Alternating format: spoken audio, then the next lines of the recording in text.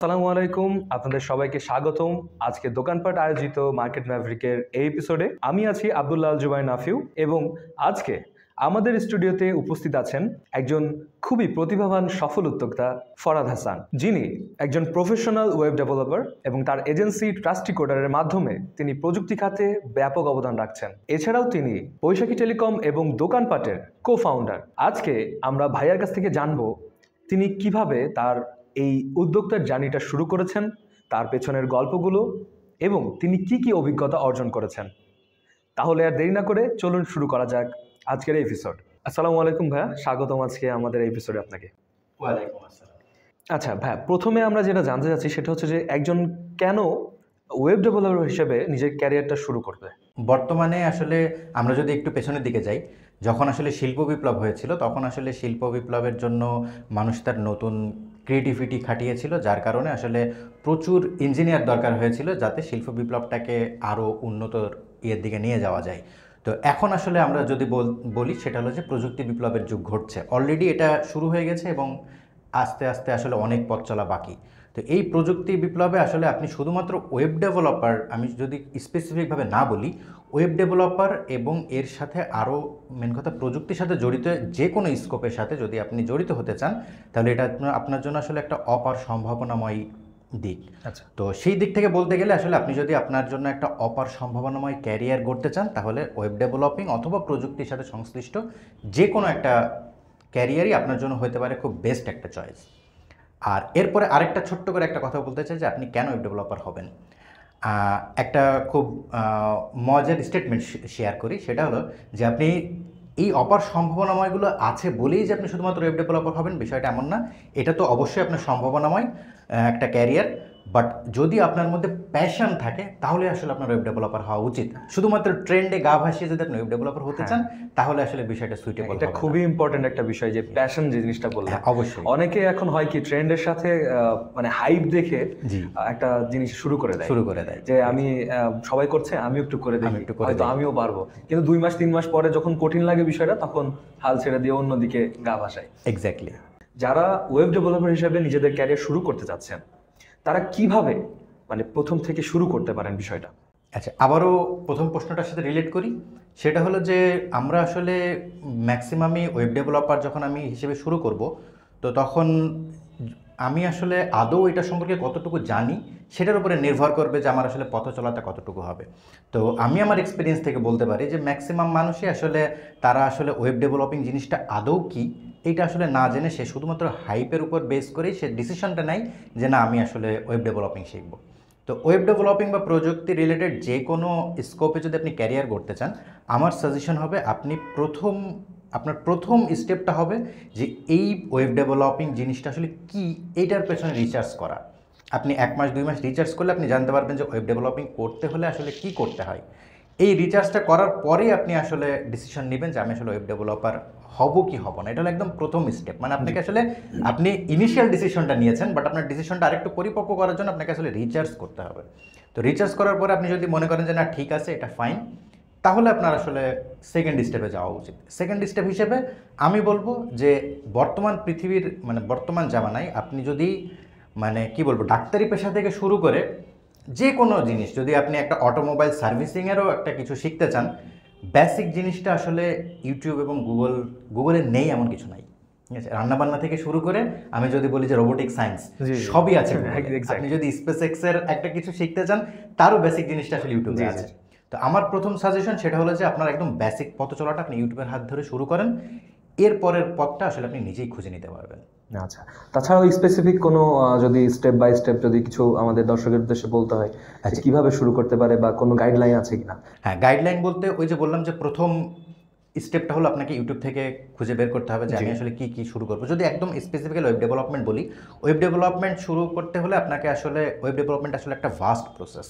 ঠিক আছে, এখানে আসলে অনেক কিছু, যেমন যদি ডাক্তারি বলি, ডাক্তারির ভিতরে যেমন অনেকগুলা সেক্টর আছে, কেউ আসলে নিউরো সায়েন্স, কেউ আসলে অর্থোপেডিক। তো ওয়েব ডেভেলপমেন্টের বিষয়ও ঠিক সেই রকম যে এর ভিতরে আসলে ভাস্ট একটা প্রজেক্ট এরিয়া আছে। তো আপনি যখন কোনো স্পেসিফিক একটা কিছু চুজ করবেন, এইটার উপরেই আসলে মেইনলি আপনার গাইডলাইন চলাটা শুরু হবে। তো আমি যদি একেবারে স্পেসিফিক জেনারেল হিসেবে বলি, তাহলে আপনার প্রথমত আপনাকে HTML CSS এই জিনিস দুটা মনে করেন আমাদের প্রাইমারি স্কুল টাইপের, এই জিনিস দুটো আপনাকে শিখতেই হবে, জি। ঠিক আছে। তারপরে গিয়ে আপনি আসলে কোন দিকে যাবেন এটা আসলে আপনার নির্ভর করবে। তো আমার প্রথম সাজেশন হবে যে আপনি HTML, CSS, জাভাস্ক্রিপ্ট, PHP এই 4টা জিনিস আপনি যদি ইউটিউব থেকে বেসিক জিনিসটা শিখে নেন, বেসিক জিনিসটা শেখার পরে এরপরে আপনাকে আসলে ডিসাইড করতে হবে যে আমি কি আসলে পার্সোনালি কারোর কাছে গিয়ে শিখবো। বাংলাদেশে এখন অনেকগুলো আপনি অনলাইন বলেন, অফলাইন বলেন, অনেকগুলো ট্রেনিং সেন্টার আছে। তো আমি আসলে অ্যাট দ্য ফার্স্ট লেভেলে ট্রেনিং সেন্টারে যাওয়ার পক্ষপাতি না, কারণ আপনি যখন কিছুই জানবেন একটা সম্পর্কে, আপনি ধরেন সাপোজ আজকে ট্রেনিং সেন্টারে গেলেন, তো আপনার মেন্টর যিনি আছে উনি আপনাকে ঠিক যেই জিনিসগুলো দিবে আপনি কিন্তু সেইগুলো নিয়ে চলে আসবেন। আপনার কিন্তু কাউন্টার ব্যাক করার মতো কোনো ক্যাপাসিটি নেই। কিন্তু আপনি যখন 3 মাস স্টাডি করে যাবেন, তখন আসলে যখন আপনি সেখানে যাবেন তখন ওই কারিকুলামের উপরে আপনি আসলে দেখবেন যে আজকে এটা বুঝছি না, কালকে ওইটা বুঝছি না, আমি এটা নিয়ে অনেক ঘাটাঘাটি করে এসেছি আগে, তখন আপনি আসলে ওই মেন্টরকে কাউন্টার ব্যাক করতে পারবেন, যার কারণে কী হবে আপনার পথ চলাটা খুব ইজি হয়ে যায়।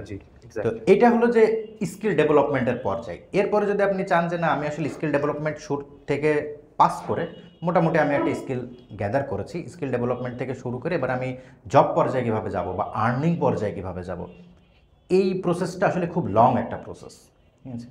তো এইটা সম্পর্কে যদি খুব শর্ট টাইমে জানতে চান তাহলে আমি বলবো যে আপনি শেখার পরে ইনিশিয়াল স্টেজে আপনি কখনো আসলে আর্নিংয়ের দিকে ফোকাস করবেন না, আপনি শুধু খুঁজবেন যে না আমি আসলে কোথায় আসলে আমার স্কিলটাকে আরেকটু ডেভেলপ করতে পারবো। সেটা হোক আপনার পরিচিত কোনো বড় ভাই, তার কাছ থেকে কিছু কাজ নিতে পারেন, হোক একটা ছোটোখাটো এজেন্সি, সেখানে আপনি ইন্টার্ন হিসেবে ঢুকতে পারেন। যে কোনো কাজ আপনাকে ফোকাস দিতে হবে আমি আমার স্কিলটা ডেভেলপ করব, এরপরে আপনার পরবর্তী ক্যারিয়ারটা দেখবেন ওইখান থেকে এমনি শুরু হয়ে যাবে। জি জি। আমরা এই যে অনলাইন সেক্টরের কাজের ক্ষেত্রে একটা জিনিস বলি যে আপনি যদি স্কিলটাকে ডেভেলপ করতে পারেন তাহলে ইনকাম নিয়ে আপনার চিন্তা করতে হবে। ডেফিনেটলি ভাই, কারণ সেক্টরটা আসলে এত বিশাল। যদি আপনি চিন্তা করেন এই শুধুমাত্র অনলাইন ক্যারিয়ারটা বাদ দিয়ে আমি যদি অন্যান্য ক্যারিয়ার চিন্তা করি, আপনি যদি একটা পড়াশোনা করেন আপনার স্কোপ কিন্তু শুধুমাত্র বাংলাদেশের মার্কেট, আপনি কিন্তু এখান থেকে বাইরে যেতে পারছেন। এক্স্যাক্টলি। কিন্তু যখন আপনি অনলাইন নিয়ে বিজনেস করতে যাবেন বা একটা জব খুঁজতে যাবেন, আপনার সামনে আপনার স্কোপ কিন্তু পুরো ওয়ার্ল্ড। তো এখানে আসলে প্রচুর পরিমাণে অপরচুনিটি। সেম আরেকটা জিনিস পাশাপাশি রিলেট করে, সেটা হলো যে কম্পিটিশনটা অনেক, যত অপরচুনিটি তত কম্পিটিশন। তো আপনি যদি স্কিল ডেভেলপ করেন তাহলে আসলে আপনার অপরচুনিটির অভাব নাই। এক্স্যাক্টলি। আমরা জানি যে আপনি ওয়েব ডেভেলপমেন্ট ছাড়াও আরো 2টা বিজনেসের সাথে জড়িত, একটা হচ্ছে বৈশাখী টেলিকম আর একটা হচ্ছে দোকানপাট। তো এই দোকানপাট এবং বৈশাখী টেলিকমের সাথে আপনার বিজনেসের যে রিলেশনটা, এটা শুরু কিভাবে এবং মানে কোন প্রেক্ষাপটে এই রিলেশনটা শুরু হয়েছিল, এটা একটু সম্পর্কে আমাদের একটু বিস্তারিত। এটা আসলে খুব হাইপোথেটিক্যাল একটা জিনিস যদি বলি, আমার ক্ষেত্রে আমি যেটা রিয়েলাইজ করি, প্রথমত আমার ক্যারিয়ার শুরুই হয়েছে অ্যাজ এ ওয়েব ডেভেলপার হিসেবে। আমি অলমোস্ট প্রায় 15 বছর ধরে এই ক্যারিয়ারে যুক্ত। তো এটা যখন মোটামুটি আমি যখন এখানে স্টেবল, একদম ফুললি স্টেবল না হলেও মোটামুটি আমি স্টেবল পর্যায়ে, ঠিক তখনই আসলে আমি একটা জিনিস ফিল করি, সেটা হলো যে বিজনেস প্রতি আমার আসলে একটা টান আছে। আচ্ছা আচ্ছা। আমি তখন ফ্রিল্যান্সিং করতাম, ফ্রিল্যান্সিংও ওয়ান কাইন্ড অফ বিজনেস। তো যেহেতু আমি ফ্রিল্যান্সিং করতাম, তো সেই ক্ষেত্রে আসলে আমার মনে হয়েছিল যে তখন আমার বিজনেসের প্রতি একটা টান আছে। তো এই জন্য আসলে আমি কখনোই বিজনেসের ভালো অপরচুনিটিগুলো ছাড়ি নাই।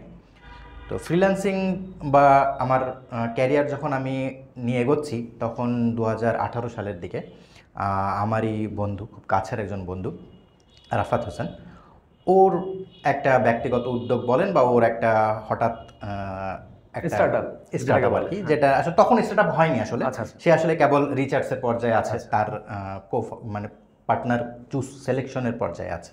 তো তখন তার সাথে আমার কথাবার্তা হয় এটা নিয়ে। তো আমি আসলে ব্যবসার ক্ষেত্রে একটা জিনিস রিয়েলাইজ করি, সেটা হলো যে বিজনেস করতে হলে আসলে একটা জিনিস খুবই দরকার, সেটা হলো যে আমি যে সোসাইটিতে বিজনেসটা করছি বা যেই এনভায়রনমেন্টে বিজনেসটা করছি, সেখানে আসলে আমার বিজনেসটা কোনো একটা গ্যাপ পূরণ করছে কিনা। গুরুত্বপূর্ণ বিষয় যে আমি ধরেন একটা বিজনেস করতেছি, সেই বিজনেসটা ধরেন অলরেডি এস্টাবলিশড আমার সোসাইটিতে, তো সেখানে কিন্তু গ্যাপ পূরণ করার কিছু নাই, কারণ আদার সার্ভিসগুলো অলরেডি তারা গ্যাপ পূরণ করে বসে আছে, আমাকে হয়তো বা ওইটা নিয়ে আরেকটু উপরে চাইতে হবে।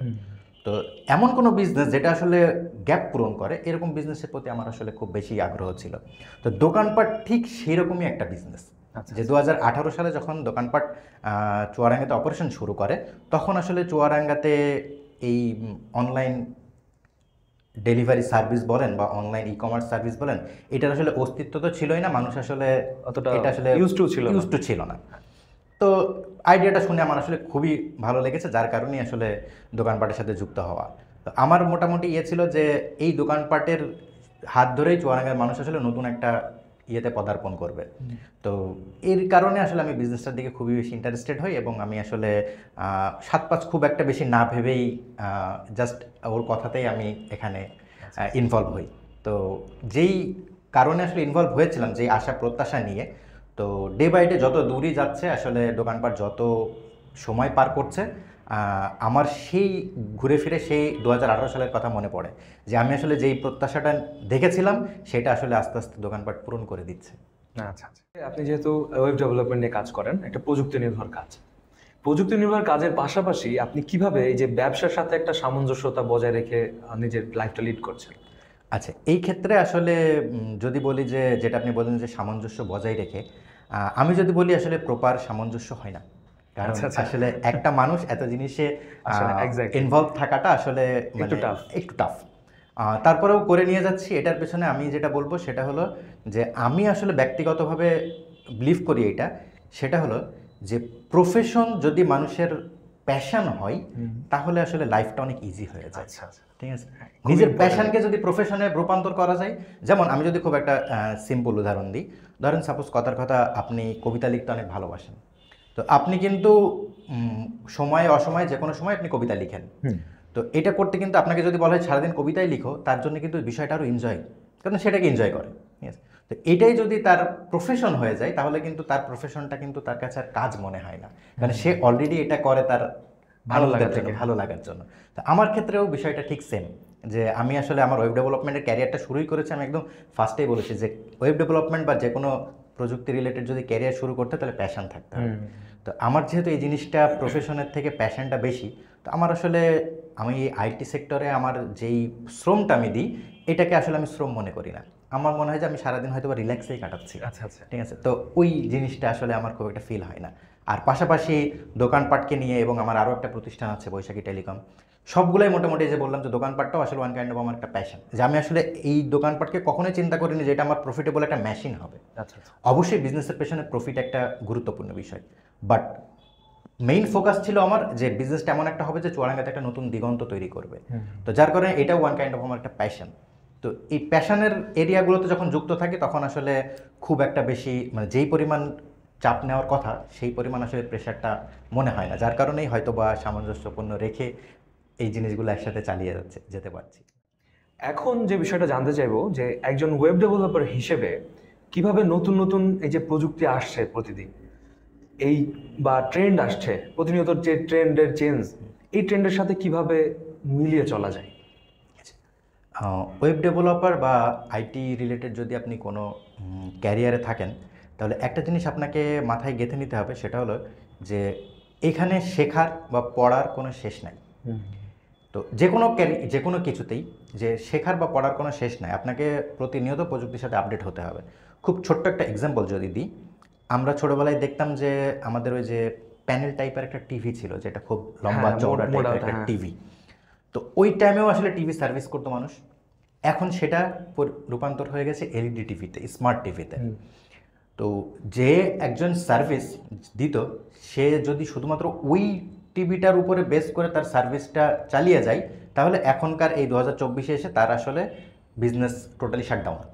সে আসলে আপগ্রেড হতে পারে। তো অন্যান্য ক্ষেত্রে প্রযুক্তি বাদে অন্যান্য ক্ষেত্রে আসলে আপনার আপগ্রেডেশনটা যতটুকু টাইম নাই, হয়তো আপনার 5 বছর পরে জিনিসটা আপগ্রেড হচ্ছে বা 10 বছর পরে আপগ্রেড হচ্ছে, কিন্তু প্রযুক্তির ক্ষেত্রে এই আপগ্রেডেশনগুলো আসলে খুব দ্রুত হয়। আপনি আসলে আজকে যেটা শিখবেন হয়তো বা 6 মাস পরে আপনার ওইটা আর কাজে নাও লাগতে পারে, বা আপনি একটা জিনিস দিয়ে 2 বছর আপনার বিজনেসে বা আপনার ফিল্ডে আপনি সার্ভিস দিচ্ছেন, 2 বছর পরে ওইটা নাও থাকতে পারে। তো প্রযুক্তি খাতে আপনি যখন আসবেন আপনাকে আসলে প্রতিনিয়ত আপ টু ডেট থাকতে হবে।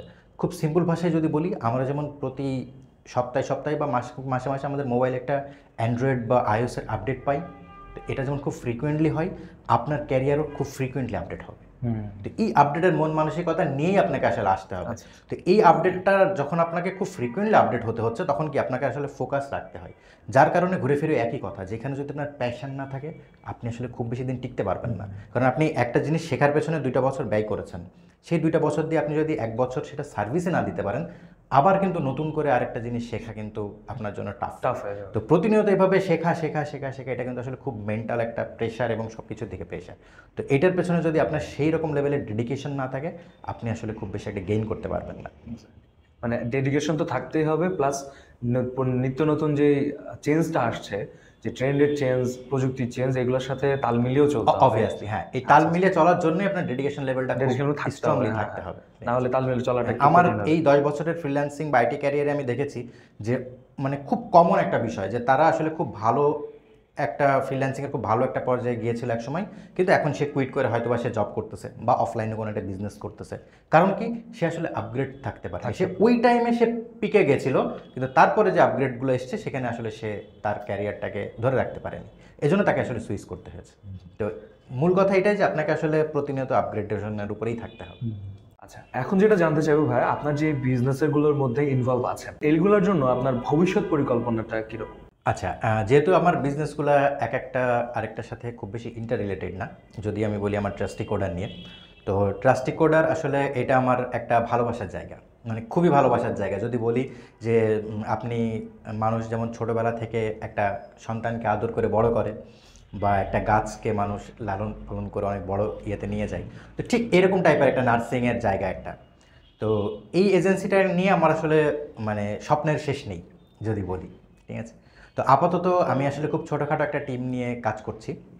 আমি অ্যাজ এ ফ্রিল্যান্সার হিসেবে শুরু করলেও এখন মোটামুটি আমি একটা টিম নিয়ে কাজ করতেছি। তো আমার এই ট্রাস্টি কোডারটা নিয়ে আমার যেই স্বপ্ন, সেটা হলো যে একদিন হয়তো বা এটা বহুজাতিক কোনো কোম্পানি হিসেবে ব্র্যান্ড করবে, এবং সেটা আসলে চুয়াডাঙ্গার বুক থেকেই তৈরি হবে। কারণ আমরা দেখি যে বড় বড় কোম্পানিগুলো হয়তো বা বাংলাদেশের ক্যাপিটাল থেকে শুরু হচ্ছে, ঠিক আছে, ম্যাক্সিমামই আসলে ক্যাপিটাল থেকেই শুরু হয়। তো আমি আসলে ক্যাপিটাল ছেড়েই আমার এলাকায় এসেছি একটাই কারণে, সেটা হলো যে আমার এলাকা থেকে আমি যেন কিছু করতে পারি, আমার জেলা থেকে আমি যেন কিছু করতে পারি। তো এই ট্রাস্টি কোডারটাকে নিয়েই আসলে আমার স্বপ্ন, যে চুয়াডাঙ্গার মতো একটা ছোট্ট জেলা থেকে শুরু করে এটা হয়তো বা একদিন কোনো আরেকটা দেশে হয়তো বা এর একটা ব্রাঞ্চ অফিস থাকবে। তো এটা হলো আমার পরিকল্পনা ট্রাস্টি কোডারকে নিয়ে। অনেক অনেক শুভকামনা। আর বাদবাকি যেই দ্বিতীয় ইয়েটা যদি বলি, যে দোকানপাট নিয়েও আসলে আমার খুব একটা ভালোবাসার জায়গা। দোকানপাট নিয়ে আমি আসলে যদি বলি যে ট্রাস্টি কোডারকে নিয়ে আমি যতটা স্ট্রাগল না করেছি, দোকানপাটকে নিয়ে আমি আসলে তার থেকে বেশি স্ট্রাগল করেছি। যদিও আমি এখানে একজন কো ফাউন্ডার, এবং আমার সরাসরি তত্ত্বাবধান এখানে আমি সরাসরি এখানে ইনভলভ না, একেবারে ট্রাস্টি কোডারের মতো, তারপরেও যতটুকু আমি ইনভলভ আছি সেই হিসাবে বলতে পারি যে এখানে আসলে স্ট্রাগলটা অন্য লেভেলের। তো তারপরেও আসলে সেই 2018 সাল থেকে 2024 সাল পর্যন্ত এই পর্যন্ত আমি আসলে এই দোকানপাটের সাথে সংযুক্ত একটাই কারণে, কারণ এটাও আসলে আমার আরেকটা প্যাশনের জায়গা। তো দোকানপাটকে নিয়ে আমার আসলে যদি এক কথায় বলি যে দোকানপাটকে নিয়ে আমার আসলে স্বপ্নটা কী, তো আমি বলবো যে বাংলাদেশে একটা খুব বিশাল গ্যাপ। আমি যেমন ট্রাস্টি কোডারকে নিয়ে আমার আসলে বিজনেস, এটা আসলে আমি প্রফিটের চিন্তাভাবনা করি বা এটাকে স্কেল করার চিন্তাভাবনা করি, কিন্তু এখানে আসলে আমার গ্যাপ পূরণের কোনো স্কোপ নাই, কারণ অলরেডি সারা বিশ্বে এটা প্রতিষ্ঠিত। দোকানপাটকে নিয়ে আমার স্বপ্ন হলো যে প্রথমে বললাম যে চুয়াডাঙ্গাতে একটা গ্যাপ তৈরি হয়েছিল, মানে চুয়াডাঙ্গাতে একটা গ্যাপ আছে, সেই গ্যাপটা পরিপূর্ণ করার জন্য দোকানপাটের একটা বিশাল অবদান রাখবে বলে আমি আশা করি, এবং এটা অবশ্যই রাখবে। তো আমার পরিকল্পনা সেটা হলো যে দোকানপাট শুধুমাত্র চুয়াডাঙ্গার এই গ্যাপটাই পূরণ করবে না, আমাদের বাংলাদেশে আসলে ই কমার্স ইন্ডাস্ট্রিটা খুবই নাজুক, মানে লিডিং ইন্ডাস্ট্রি আছে, বাট তারপরেও ই কমার্স ইন্ডাস্ট্রি খুবই নাজুক। তার প্রথম একটা জিনিস সেটা হলো যে আস্থার একটা বিশাল অভাব আছে ই কমার্স ইন্ডাস্ট্রিতে। এটা হলো বাংলাদেশের একদম টপ টু বটম থেকে শুরু করে আস্থার একটা বিশাল ইয়ে আছে। তো যেখানে আমি আসলে একটা নতুন দিক দেখতে পেয়েছি দোকানপাটকে নিয়ে, সেটা হলো যে এই এত বছরের দোকানপাটের সাথে যারা জড়িত তাদের কাছ থেকে একটা ফিডব্যাকই আসলে এই বিজনেসটাকে অনেক বেশি আরও স্ট্রং করে তোলে। সেটা হলো যে কাস্টমার আসলে এখানে মানে অন্যান্য লিডিং কোম্পানি বা অন্যান্য ই কমার্স সেক্টরে যেখানে আসলে মানুষের আস্থার খুবই অভাব, দোকানপাটে আসলে মানুষের আস্থাটা মানে টোটালি বিপরীত। মানে শুধু যে আস্থা তা না, প্রকট আস্থা দোকানপাটের উপরে মানুষের। এই জিনিসটা আসলে আমাকে খুব বেশি অনুপ্রেরণা জাগায় যে ছোট্ট একটা স্টার্টআপ থেকে শুরু করে আমি আসলে মানুষের, আমার এই প্রতিষ্ঠানটা আসলে মানুষের যেভাবে আস্থা অর্জন করে চলেছে, আমরা যদি একসময় বাংলাদেশের লিডিং কোম্পানিতে যেতে পারি, বাংলাদেশের টোটাল ই কমার্স ভাবনাটাই আমরা বদলে দিব। যে মানুষ আসলে, আমি যখন একবার একটা জিনিস অর্ডার করতে গিয়ে, অনলাইনে অর্ডার করতে গিয়ে মানুষ অনেক কিছু ভাবে যে আমাদের খুব কমন একটা প্রসেস আছে যে অনলাইনে অর্ডার করি এক পাই আরেক, এটা খুব কমন একটা জিনিস। তো দোকানপাট আসলে এই টোটাল জিনিসটাকে চেঞ্জ করে দিবে। এই মানুষ আসলে চিন্তা করবে যে আমি তো বাইরে গিয়ে কিনলে আমি হয়তো বা সঠিক জিনিসটা পিক করে নাও নিয়ে আসতে পারি, কিন্তু দোকানপাটে যদি আমি অর্ডার দিই বা দোকানপাটের কাছ থেকে আমি যদি নিই, তাহলে আমি 100% অথেন্টিক জিনিসটাই পাবো বা 100% জিনিসটাই পাবো। ঠিক আছে, এই জিনিসটা বদলে দেওয়াই আসলে মেন লক্ষ্য দোকানপাটকে নিয়ে আমার। ইনশাআল্লাহ সফলতা আসবে। আর বৈশাখী টেলিকম, বৈশাখী টেলিকম এটাও আমার আসলে আরেকটা সম্ভাবনাময় জায়গা। বর্তমানে আমরা আসলে মোবাইল এবং মোবাইল অ্যাক্সেসরিজ নিয়ে কাজ করতেছি। তো এটা আমার শুরু হয়েছে যে চুয়াডাঙ্গার একটা মেইন পয়েন্ট বড় বাজারে আমার প্রতিষ্ঠানটা। তো এখানে আমরা আপাতত আমাদের প্রতিষ্ঠানটা আমরা একটা ট্রেডিশনাল দোকান যেটা বলেন, দোকান বেজ আমরা আপাতত অপারেট করছি। একটা সময় আমার ইচ্ছা আছে যে এই জিনিসটাকেও আমি আসলে খুব বৃহৎ পরিসরে শুরু করব। এখন আমরা শুধুমাত্র মোবাইল অ্যাক্সেসরিজ নিয়ে কাজ করতেছি, একটা সময় হয়তো বা আমরা খুব অল্প সময়ে যদি বলতে চাই যে চায়না থেকে হয়তো বা কোনো প্রোডাক্ট আমি নিজ ব্র্যান্ডিংয়ে নিয়ে আসছি, সেটা হয়তো বা বাংলাদেশে আমি সাপ্লাই করতেছি। তো শুনতে আকাশ কুসুম হলেও আমি আসলে স্বপ্ন দেখতে খুব ভালোবাসি। অবশ্যই বড় হতে হলে স্বপ্ন দেখতে হবে, স্বপ্নটাও বড় হতে হবে, এটাই আর কি। তো আপাতত এই আসলে পরিকল্পনা। এই যে আপনি বিজনেসগুলোর সাথে জড়িত আছেন, এর মধ্যে সব থেকে চ্যালেঞ্জিং কোনটা মনে হয় আপনার কাছে? আমি বলবো যে ট্রাস্টি কোডার এই বিজনেসটা আসলে চ্যালেঞ্জিং, এটাও খুব চ্যালেঞ্জিং। বাট এই বিজনেসটার উপরে আমি আসলে ওভার কনফিডেন্ট এই কারণে, মানে ওভার কনফিডেন্ট বলাটা ভুল হবে, কনফিডেন্ট এই কারণে কারণ এটা আসলে আমার ভালোবাসার জায়গা। ঠিক আছে, হয়তো বা 2 মাস পরে 6 মাস পরে আমার এই বিজনেসটা একেবারে 100 থেকে 0-তে চলে যেতে পারে। ঠিক আছে, বাট আমার একটা কনফিডেন্ট আছে যে আমি ওইটাকে আবার 100-এ নিয়ে যাব। এটা আসলে কারণ এই সেক্টরটা আসলে এমন একটা সেক্টর, এখানে আসলে প্রচুর সম্ভাবনা। ঠিক আছে, তো সেক্ষেত্রে চ্যালেঞ্জিং আছে বাট সম্ভাবনাটাও প্রচুর। তো ব্যালেন্স আছে আর কি, চ্যালেঞ্জের সম্ভাবনা যেহেতু দুইটাই, সো এখানকার চ্যালেঞ্জিংটা আসলে খুব একটা বেশি চ্যালেঞ্জ ফিল হয় না। আমার মেন চ্যালেঞ্জ সেটা হলো যে দোকানপাটকে নিয়ে, যে ওই যে বললাম যে দোকানপাটকে নিয়ে আসলে যদি এমন হতো যে না দোকানপাটকে নিয়ে আসা যায়, দোকানপাটটা আসলে একসময় খুব বড় পর্যায়ে সারা বাংলাদেশে একটা লিডিং কোম্পানি হিসেবে গ্রোথ দিবে এবং তার সাথে সাথে আমার হলো একটা প্রফিটেবল একটা বিজনেস হিসেবে রূপান্তর হবে, শুধুমাত্র এতটুকু যদি থাকতো তাহলে হয়তো বা খুব একটা বেশি চ্যালেঞ্জ ফিল করতাম না। বাট আমার ফিল এইটাই যে বাংলাদেশের মানুষের এবং ই কমার্স ইন্ডাস্ট্রির যে একটা দ্বিপাক্ষিক মনোভাব, যে ই কমার্স ইন্ডাস্ট্রির উপরে মানুষের আসলে আস্থাটা খুব একটা ইয়ে নেই। তো এই জিনিসটাকে আসলে টোটালি উল্টে দেওয়া, যেটা বললাম, তো এই উল্টে দেওয়ার কাজটা আসলে অবশ্যই চ্যালেঞ্জিং, যতটা খুব সহজে বলছি এতটা না, এবং খুবই চ্যালেঞ্জিং, খুবই চ্যালেঞ্জিং। তো যদিও চ্যালেঞ্জিং বাট এই চ্যালেঞ্জটাকে আসলে আমরা এনজয় করি, আমি এবং আমার যেই সহকর্মীরা আছে, কো ফাউন্ডাররা আছে, আমরা আসলে সবাই খুব এনজয় করি এবং আমাদের মিশনই হলো এটাই যে দোকানপাট দিয়ে আমরা আসলে বাংলাদেশে একটা নতুন কিছু রেখে যাব। ঠিক আছে, তো যার কারণে মনে হয় যে হ্যাঁ, আমার ব্যবসার, আমি আপাতত যেই বিজনেসের সাথে জড়িত এর মধ্যে আমার এই বিজনেসটাই সব থেকে বেশি চ্যালেঞ্জিং। এখন বর্তমানে ফ্রিল্যান্সিং ওয়ার্ডটা বা ফ্রিল্যান্সার ওয়ার্ডটা খুবই পরিচিত। তো আপনি নিজেকে আসলে ফ্রিল্যান্সার হিসেবে সম্বোধন করতে বেশি পছন্দ করেন নাকি একজন শুধুমাত্র ওয়েব ডেভেলপার হিসেবে? আচ্ছা, এই ক্ষেত্রে যদি বলি ফ্রিল্যান্সিং ওয়ার্ডটা নিয়ে আমাদের মধ্যে আসলে এক ধরনের একটা কনফিউশন আছে। সেটা হলো যে ফ্রিল্যান্সিংকে আমরা আসলে একটা পেশা বানিয়ে ফেলেছি, যে আসলে এটাকে মানুষ আসলে পেশা হিসেবে দেখে।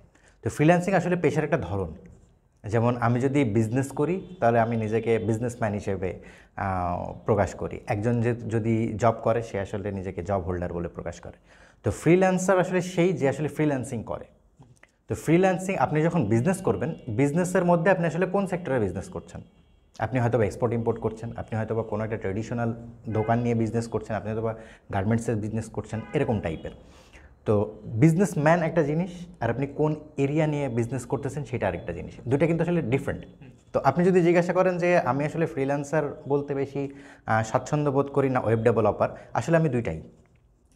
কারণ ফ্রিল্যান্সার আসলে আমার কাজের ধরন, আমি যে ওয়েব ডেভেলপার, আমি যেমন একসময় জব করতাম তখন আমি ওয়েব ডেভেলপার ছিলাম, এখন আমি ওয়েব ডেভেলপার। তো তখন আমি আসলে একজন ওয়েব ডেভেলপার ছিলাম, পাশাপাশি একজন জব হোল্ডার। এখন আমি ওয়েব ডেভেলপার, আমি আসলে পাশাপাশি ফ্রিল্যান্সার।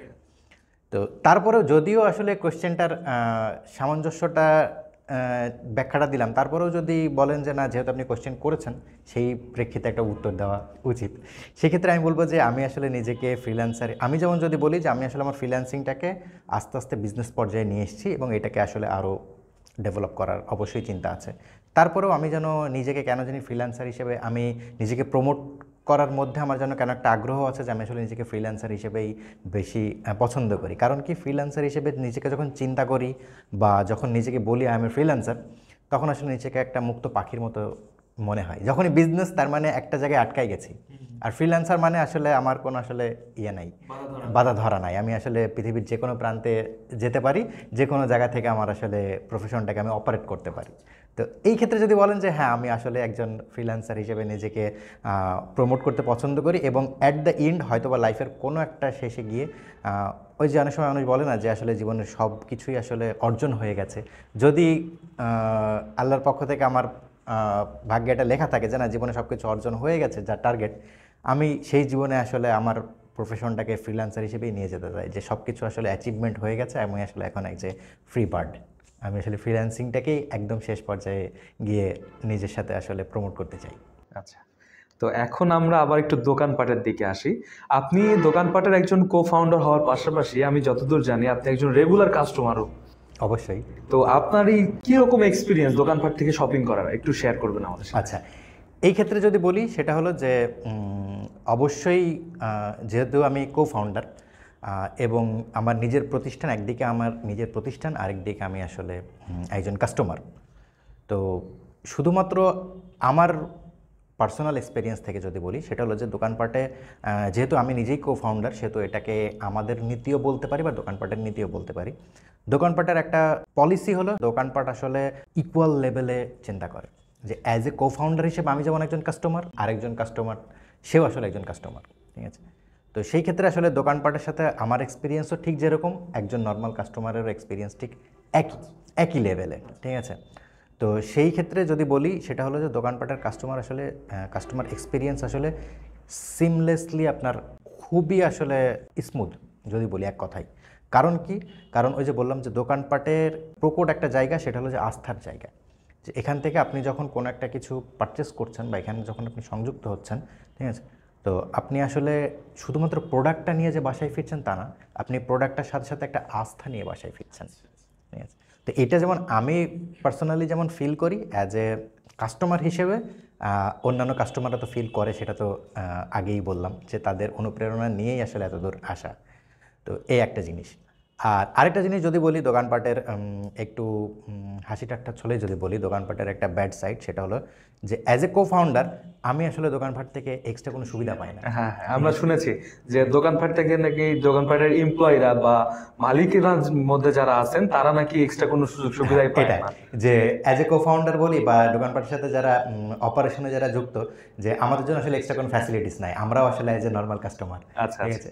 তো আমি চাইবো যে দোকানপাটের এই দিক থেকে একটু সদয় দৃষ্টি রাখা প্রয়োজন।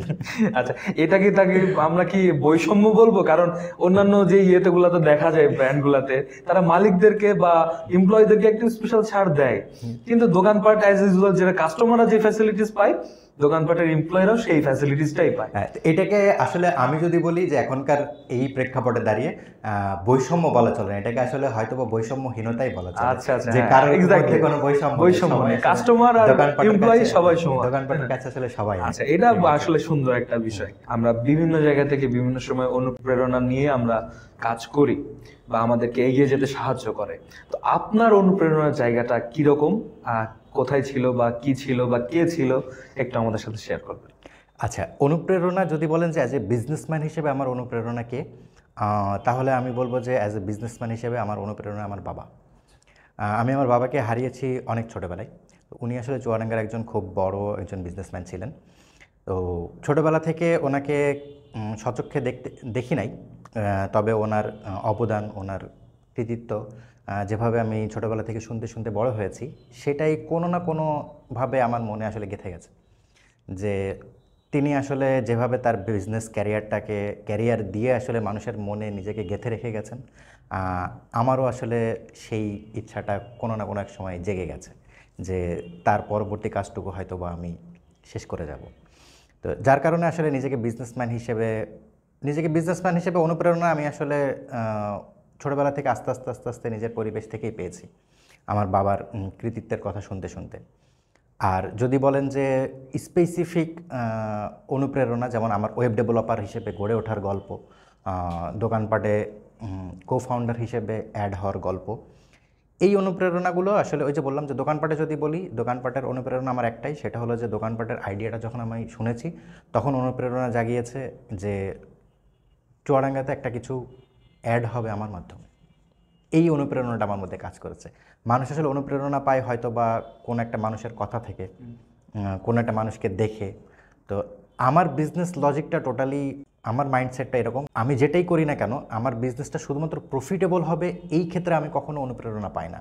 আমার বিজনেসটা আসলেই মানুষের কাছে কিছু রেখে যাবে, এইটা থেকে আমার অনুপ্রেরণাটা বেশি কাজ করে, যে আমি এমন একটা কিছু করে যেতে চাই যেটা আসলে মানুষকে কিছু দিয়ে যাবে আলটিমেটলি। তো এটাই আসলে আমার অনুপ্রেরণার জায়গা। বেশ ভালো। আচ্ছা, এখন আপনার একটু পার্সোনাল লাইফের দিকে যাই। যে কাজের পাশাপাশি আপনার কোনো শখ আছে কিনা, এবং সেই শখটা যদি থেকে থাকে বা মানুষদের শখ তার প্রফেশনাল লাইফে কিভাবে এফেক্ট ফেলে, এটা সম্পর্কে আপনার।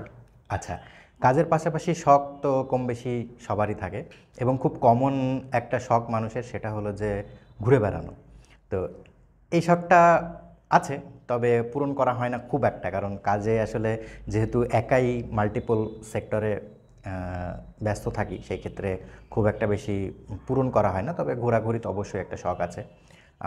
একটা সময় কবিতা, ছোট ছোট উপন্যাস লেখার শখ ছিল, যদিও সেটা আসলে মানে এত পরিমাণ প্রফেশনাল লাইফে ইনভলভ হয়েছি, সেটা বলতে গেলে হারিয়ে গেছে এরকম টাইপের, ঠিক আছে। তবে এখনও পর্যন্ত মাঝে মাঝে মনে হয় যে যদি সেই জিনিসটাকে আবার তুলে নিয়ে আসতে পারতাম।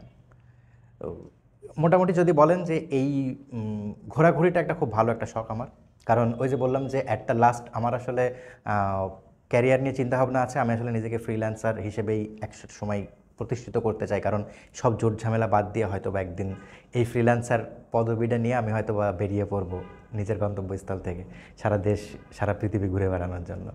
তো এটাই আর কি। অনেক সময় আমাদের বিজনেস লাইফে বা আমাদের পার্সোনাল লাইফে বিভিন্ন সমস্যার সম্মুখীন হই। আপনি যেহেতু তিনটা বিজনেসের সাথে বা কাজের সাথে, প্রফেশনের সাথে জড়িত আছেন, তো অবশ্যই অনেক চড়াই উতরাই পেরিয়েছেন, অনেক সময় বিভিন্ন সমস্যা ফেস করেছেন। তো সেই সমস্যা ফেস করার টাইমগুলোতে নিজের মনোবল ধরে রাখতে কোনো নির্দিষ্ট পদক্ষেপ নিয়েছেন কিনা, বা কোনো ট্রিক্স বা টিপস আছে কিনা? আচ্ছা, প্রথমত সেটা হলো যে সমস্যা তো অবশ্যই আছে।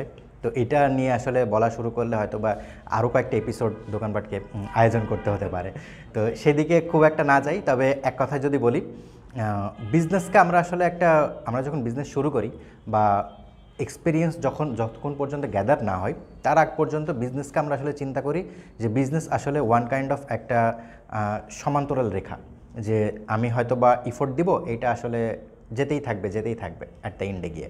তো বিজনেসের আসলে একটা খুব কমন বিষয়, সেটা হলো যে আপনি বিজনেস শুরু করবেন, এরপরে যখন আপনার এটা একটা পিক পয়েন্টে যাবে, এর মানে এটা না যে আপনার আসলে বিজনেসটা এস্টাবলিশ হয়ে গেছে। বিজনেস মানে এখানে আপস অ্যান্ড ডাউনস থাকবেই। যেই বিজনেসে আসলে আপস অ্যান্ড ডাউনস নেই, সেটা আসলে বিজনেস না। বিজনেসের কমন সিনারিও হলো আপস অ্যান্ড ডাউনস থাকবে। তো যখনই আমরা একটা বিজনেস নিয়ে আপে যাচ্ছি, যখনই একটা ডাউনস আসে, তখন আসলে আমরা মনোবল হারিয়ে ফেলি। কারণ কি, আমরা আসলে মনে করি একটা আনএক্সপেক্টেড ঘটনা ঘটে গেছে, কারণ এতদিন আমার বিজনেসটা ভালোই যাচ্ছিল, হঠাৎ করে একটা ডাউনফল এসছে, তো তখনই আসলে মানুষের মনোবলটা হারিয়ে যায়। আপনি যখন আপনার মাইন্ড সেট আপ করেই নেবেন যে আপস অ্যান্ড ডাউনস এটা আসলে বিজনেসের একটা কমন রুলস, তখন আসলে ওই ডাউনফলটা আপনাকে সাময়িক বিচলিত করলেও আপনাকে আসলে ভেঙে ফেলতে পারবে না, কারণ আপনি অলরেডি আপনার মাইন্ড সেট আপ করেই নিয়েছেন যে ডাউনসটা হবেই।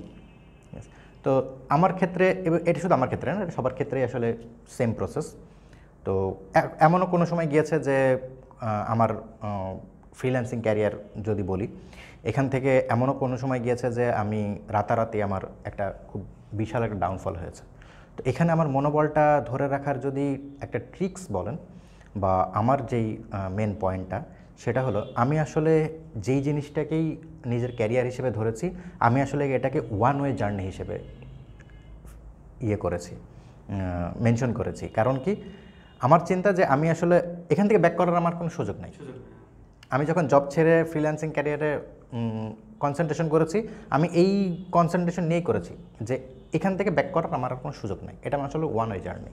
তো হোঁচট খাইলেও আসলে আমাকে সামনের দিকেই এগোতে হবে, পেছনের দিকে যাওয়ার আমার কোনো পথ নাই।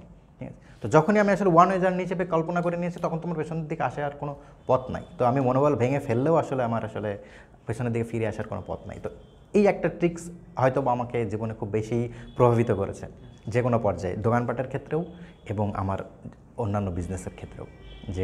যে কোনো আপস অ্যান্ড ডাউনসে আসলে আমাকে ধরে রাখার একটা সেটা হলো যে আমি আসলে এর একদম ইন্ড পর্যন্ত যেতে চাই। ইন্ড পর্যন্ত গিয়েই আসলে আমি আমার জার্নিটা শেষ করব, মাঝপথে গিয়ে আসলে ব্যাক হওয়ার কোনো চান্স নাই। তো এটাই মেন ট্রিক্স যদি বলেন। তো এখন আপনার কাছ থেকে যেটা জানতে চাইবো সেটা হচ্ছে যে আপনার এই যে লাইফের, প্রফেশনাল লাইফের বলেন, পার্সোনাল লাইফের বলেন, সব থেকে বড় শিক্ষাটা কি? শিক্ষা এটা তো আসলে ভ্যারি করে, মানে প্রফেশনাল লাইফের এক ধরনের শিক্ষা, পার্সোনাল লাইফের এক ধরনের শিক্ষা। ঠিক আছে, তো যদি বলেন যে কম্বিনেশন করে, যে না আসলে জীবনে পার্সোনাল লাইফ তো মানুষের জন্মের পর থেকেই শুরু হয়ে যায়। তো পার্সোনাল লাইফ থেকে আস্তে আস্তে বেড়ে ওঠার পরে প্রফেশনাল লাইফে অ্যাড হয়েছি। তারপরে প্রফেশনাল লাইফ অনেক চড়াই উতরায়, পাশাপাশি প্রফেশনাল পার্সোনাল দুইটাকে একসাথে আসলে কম্বিনেশন করে এতদূর পর্যন্ত আসা। তো এই সব কিছু কম্বিনেশন করে যদি বলি যে আসলে সবথেকে বড় শিক্ষা কী, সেটা হলো যে জীবনে আসলে যে কোনো কিছু করতে গেলে, সেটা হোক আপনার পার্সোনাল লাইফে, হোক সেটা প্রফেশনাল লাইফে, যে কোনো কিছু করতে গেলেই এর মধ্যে আপনার প্রথম একটা মাইন্ডসেট থাকতে হবে। সেটা হলো যে আমি যেই জিনিসটা করছি, এই জিনিসটার কোনো যেন একটা ভ্যালু অ্যাড করে। আচ্ছা, ঠিক আছে, আমি যদি আপনার সাথে বসে এক কাপ কফি খাই, এই কফি খাওয়াটা আসলে আপনার লাইফে এবং আমার লাইফে কতটুকু ভ্যালু অ্যাড করছে। আচ্ছা, আচ্ছা। আমি আপনার সাথে যদি 5টা মিনিট ব্যয় করি, সেটার মাধ্যমে আপনার লাইফে এবং আমার লাইফে, এবং শুধু আমাদের দুজনের না, যে কোনো কিছুই হোক পৃথিবীতে, সেই জিনিসটা আসলে কতটুকু ভ্যালু অ্যাড করছে।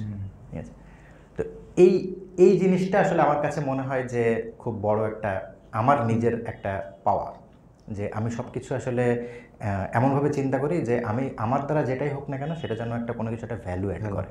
যেমন আজকে আমাদের তরুণ প্রজন্ম, আমরা আড্ডা মারাই খুবই স্বাচ্ছন্দ্য বোধ করি, অনর্থক টাইম ওয়েস্ট করতে পছন্দ করি, অথচ ভ্যালুয়েবল টাইম আমরা ক্রিয়েট করতে পারি। এক্স্যাক্টলি, এইটাই আমাদের আসলে আসলে এই শিক্ষাটা অনেক গুরুত্বপূর্ণ, হয়তো আমাদের দর্শকদের অনেক সাহায্য করবে সামনের পথ চলায়।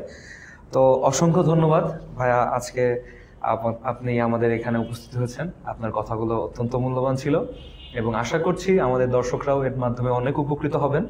আগামীর পথ চলা অনেক শুভ হোক, এই কামনাই করছি। তো এই সাথে আমাদের আজকের এপিসোডটা শেষ করতে হচ্ছে। দেখা হবে ইনশাআল্লাহ আবার অন্য কোনো এপিসোডে। ধন্যবাদ, আপনাদেরকেও অনেক অনেক শুভকামনা, এবং এই এপিসোডটা আয়োজন করার জন্য দোকানপাটকে এবং আপনাদেরকেও অসংখ্য ধন্যবাদ। আলহামদুলিল্লাহ। তো এই সাথে আমাদের আজকের দোকানপাট আয়োজিত মার্কেট ম্যাভরিকের একটি পর্ব শেষ হলো। ফরহাদ হাসান ভাইকে অসংখ্য ধন্যবাদ তার মূল্যবান কথাগুলো আমাদের সাথে শেয়ার করার জন্য। আশা করছি আপনাদেরও কথাগুলো আগামী পথ চলায় অনেক সাহায্য করবে। আপনার যদি আজকের এপিসোডটি ভালো লেগে থাকে তাহলে অবশ্যই শেয়ার করবেন, এবং এই এপিসোড সম্পর্কে আপনার যদি কোনো মতামত থাকে তাহলে অবশ্যই কমেন্ট সেকশনে জানাবেন। আবারও কোনো দিন দেখা হবে ইনশাআল্লাহ আর সামনের কোনো এপিসোডে। ততদিন ভালো থাকবেন, সুস্থ থাকবেন। আসসালামু আলাইকুম।